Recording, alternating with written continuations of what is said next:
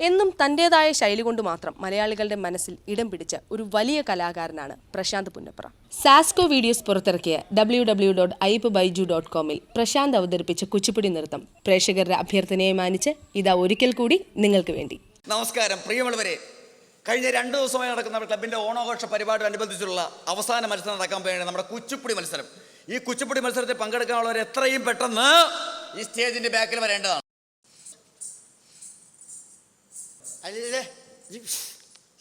Chest number എവിടെ? Chest number ഇല്ല, അര നമ്പറുണ്ട് ഇവിടെ കുത്തിയിരിക്കുന്നത്. അവിടെയാണ് ചെസ്റ്റ് നമ്പർ, ഇവിടെയല്ലേ കുത്തേണ്ടത്? അല്ല, ചെസ്റ്റ് നമ്പർ ഇപ്പൊ ഉണ്ടല്ലോ ഇവിടെ. ഇപ്പൊ തൽക്കാലം ഇവിടെ കുത്താൻ പറ്റും ചെസ്റ്റ്. ഞാൻ ഒരു കാര്യം ചോദിക്കട്ടെ, ഇങ്ങനെ അടിച്ച് സെറ്റപ്പ് ആയിട്ടാണോ കുച്ചിപ്പുടി കളിക്കാൻ വരുന്നത്? ഈ ഇങ്ങനെ ഇപ്പൊ കുച്ചിപ്പുടി കളിക്കാൻ എനിക്ക് പറ്റത്തുള്ളൂ. എനിക്കൊരു ആംബിയർ ഉണ്ടാവണമെങ്കിൽ, ഒരു സീരിയസ്നെസ് ഉണ്ടാവണമെങ്കിൽ ഇങ്ങനെ വേണം. എന്താ കഴിച്ചിരിക്കണത്? സ്കോച്ച് കഴിച്ചാലാണ് കുച്ചിപ്പുടി മത്സരത്തിനോട് വന്നിരിക്കുന്നത്. ഇവിടെ മന്ത്രി വരുന്ന ഒരു സ്റ്റേജാണിത്. എന്നാ മന്ത്രി വരുന്നുണ്ട്, ഞാനൊരു കാര്യം ചെയ്യാം, സ്കോച്ചിപ്പുടി കളിക്കാം. കുഴപ്പമുണ്ടോ? നിങ്ങൾ ഇവിടെ നിന്ന് മാറിത്തരാ ദൈവത്തെ വിചാരിച്ച്. ഒരു കലാകാരനെ ഡിസ്റ്റർബ് ചെയ്യില്ല പ്ലീസ്. എന്തെങ്കിലും കാണിക്കാം, കലയെ നശിപ്പിക്കും. കാണിക്കും.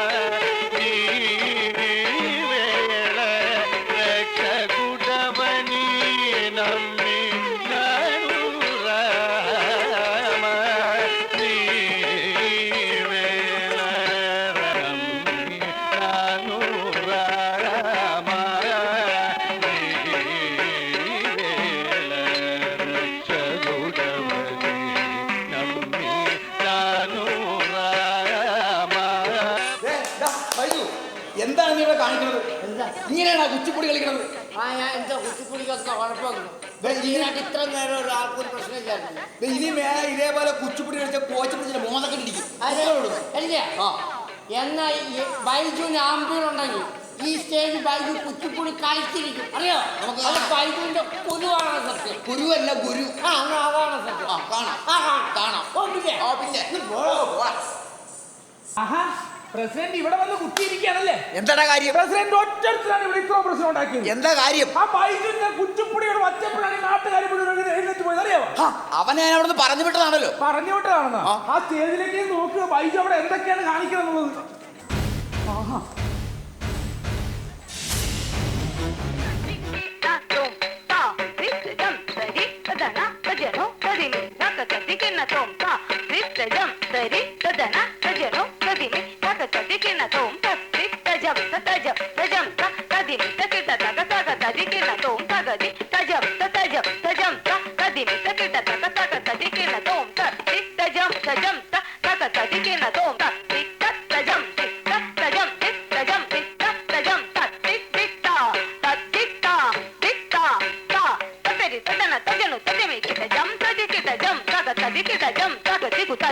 Jump,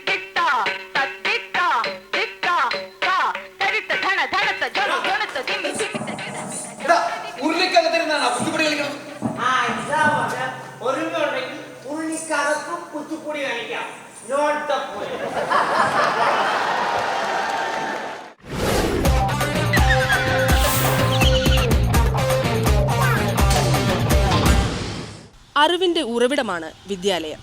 നമുക്ക് ജീവിതത്തിൽ ഓർമ്മിക്കാനുള്ള ഒരുപാട് നല്ല ഓർമ്മകൾ തരുന്ന ദേവാലയം. ശരിക്കും പറഞ്ഞാൽ ഇന്നത്തെ വിദ്യാഭ്യാസം ഒരു വിദ്യ ആഭാസം തന്നെ ആയിക്കൊണ്ടിരിക്കുകയാണ്. കുട്ടിക്ക് അറിവില്ലെങ്കിൽ അധ്യാപകന് പറഞ്ഞു കൊടുക്കാം. പക്ഷേ അധ്യാപകൻ അറിവില്ലെങ്കിലോ? പാഠം 1 തള വള കൂട്ട ധാരം. എന്നാ പാഠമാണ് ഇത്? പാഠം 3 മഴ.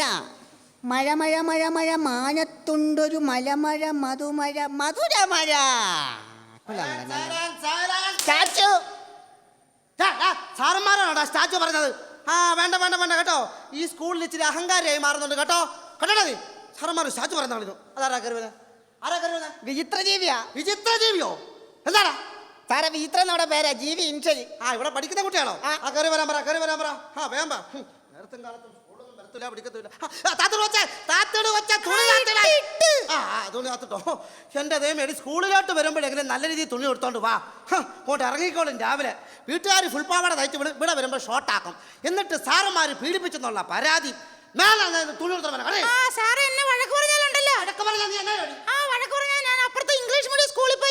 അയ്യോ വേണ്ട വേണ്ട വേണ്ട വേണ്ട. ഇംഗ്ലീഷ് മീഡിയം സ്കൂളിൽ പോയി ചേരരുതേ. അവിടെ പോയി ചേർന്നിട്ട് ഇവിടെ ഡിവിഷൻ കുറഞ്ഞിട്ടേ എൻ്റെ പണി കളയല്ലേ കേട്ടോ. നീ എങ്ങനെ വേണേലും ഇനി പോര് കേട്ടോ. എന്നും വന്നാ മതി. ഇനി നമുക്ക് പഠിക്കാം. ഇനി മലയാളം പഠിക്കാം. ആദ്യമായി പഠിക്കേണ്ടത് ശാകുന്തളം. എന്തോന്നാ? ശാകുന്തളം. ശാകുന്തളം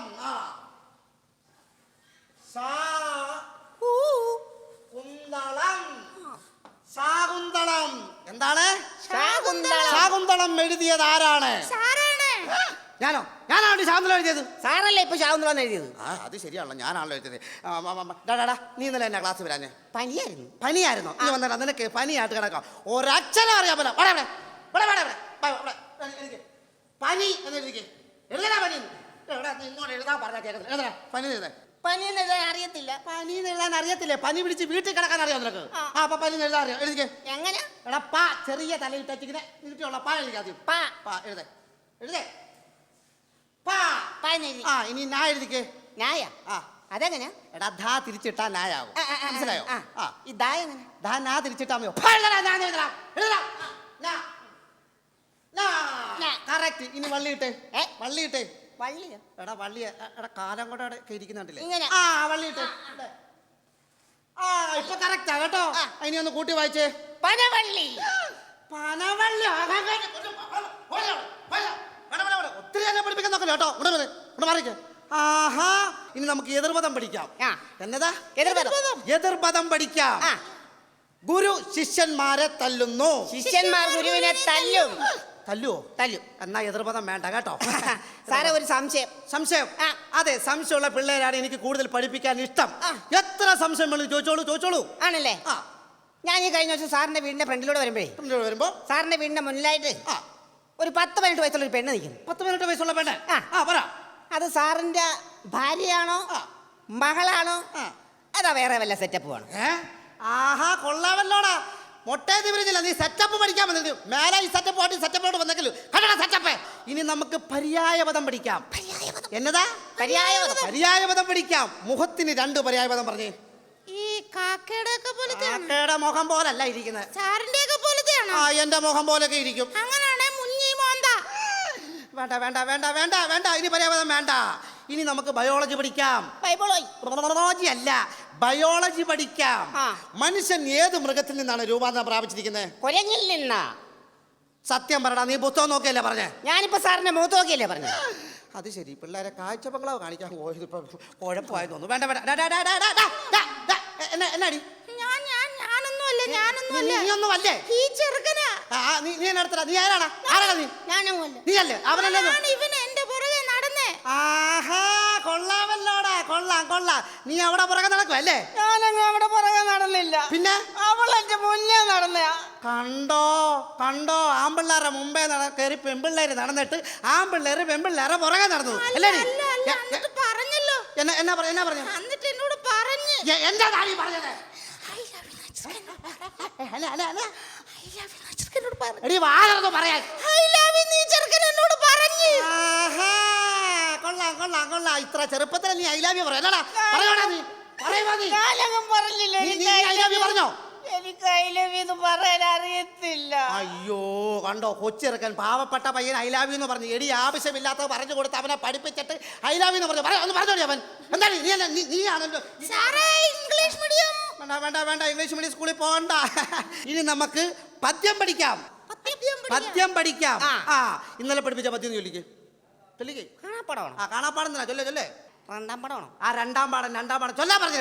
എന്നും എന്നും കാത്തിരിക്കാൻ അമ്മയുണ്ട് വീട്ടിൽ, എന്നും എന്നും വാങ്ങിത്തറാൻ അച്ഛനുണ്ട് വീട്ടിൽ, പാട്ടുപാടാൻ ചേച്ചിയുണ്ട്, കൂട്ടുകൂടാൻ ചേട്ടനുണ്ട്, ചേർന്നിടുമ്പോ സ്വർഗമാണ് വീട്. നല്ലത് പഠിക്കുന്നുണ്ട് കേട്ടോ. ഇനി നമുക്ക് ഇതിന്റെ അർത്ഥം പഠിക്കാം. എന്തോന്ന് പഠിക്കാം? അർത്ഥം പഠിക്കാം. എന്നുമെന്നും കാത്തിരിക്കാൻ അമ്മയുണ്ട് വീട്ടിൽ. അതായത് എന്നുമെന്നും നമ്മൾ എവിടെങ്കിലും പോയിച്ച് തിരിച്ച് വീട്ടിൽ വരുമ്പോൾ എന്നുമെന്നും നമ്മളെ കാത്തിരിക്കാൻ നമ്മുടെ അമ്മയുണ്ട്, പെറ്റമ്മയുണ്ട് വീട്ടിൽ. എന്റെ അമ്മ എന്റെ വീട്ടിലില്ല സാറേ. നിന്റെ അമ്മ പിന്നെ എവിടെ പോയി? അമ്മ അച്ഛനോട്ട് വേണമെങ്കിൽ അമ്മയുടെ വീട്ടിൽ പോയി നിൽക്കുവാ. ആണോ? നിന്റെ അമ്മയുടെ കാര്യമല്ല പറഞ്ഞ കേട്ടോ, ഇത് വേറെ അമ്മയുടെ കാര്യമാണ് പറഞ്ഞ കേട്ടോ. ആ വേണം. അടുത്തത് എന്തുമെന്നും വാങ്ങിത്തരാൻ അച്ഛനുണ്ട് വീട്ടിൽ. അതായത് നമ്മൾക്ക് എന്നും അതായത് എവിടെങ്കിലും അച്ഛൻ പുറത്ത് പോയിട്ട് എന്തും വാങ്ങിത്തരാൻ നമ്മുടെ അച്ഛനുണ്ട് വീട്ടിൽ. സാറേ എന്റെ അച്ഛൻ വാങ്ങിച്ച എനിക്ക് തരത്തില്ല. അതെന്നാ? അച്ഛൻ മേടിച്ച് വഴി വെച്ചടിച്ച് വിറ്റായിട്ട് വഴി തന്നെ നടക്കും. ആഹാ അത് ശരി. എടാ എന്നോട് ഞാൻ നിന്റെ അച്ഛൻ്റെ കാര്യമല്ല പറഞ്ഞത്, വേറെ അച്ഛൻ്റെ കാര്യമാണെന്ന് പറഞ്ഞു കേട്ടോ. ആ വേണ്ട. അതായത് എപ്പോഴും പാട്ട് പാടിത്തരാൻ ചേച്ചിയുണ്ട് വീട്ടിൽ, കൂട്ടുകൂടാൻ ചേട്ടനുണ്ട് വീട്ടിൽ. പാട്ട് പാടിത്തരാൻ ചേച്ചിയുണ്ട്, കൂട്ടുകൂടാൻ ചേട്ടനുണ്ട്. ഞങ്ങളുടെ ചേച്ചി പാട്ട് പാടിയിട്ട് ചേട്ടൻ വീട്ടിൽ നിന്ന് വീട് വിട്ട് ഇറങ്ങിപ്പോയി. കൊള്ളാം, നിങ്ങളുടെ വീട്ടിൽ അപ്പിടി പ്രശ്നമാണല്ലോ രണ്ടിന്റെ. എടാ നിങ്ങളുടെ പ്രശ്നം തീർക്കാൻ വേണ്ടി നിന്നെയൊക്കെ എന്റെ തഞ്ചത്തോട്ട് കെട്ടിടക്കേണ്ട കാര്യമില്ല. ഇനി നമുക്ക് ഭൂമിശാസ്ത്രം പഠിക്കാം.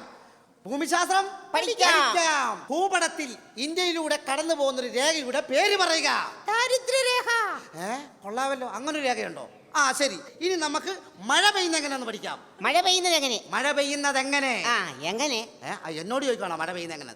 അതായത് ഭൂമി ഒരു അച്ചുതണ്ടി കിടന്ന് കറങ്ങുന്നു. എവിടെ കിടന്ന? ഭൂമി ഒരു അച്ചുതണ്ടി കിടന്ന് കറങ്ങുന്നു. ഭൂമി ഇങ്ങനെ കറങ്ങി മുകളിൽ വരുന്നു.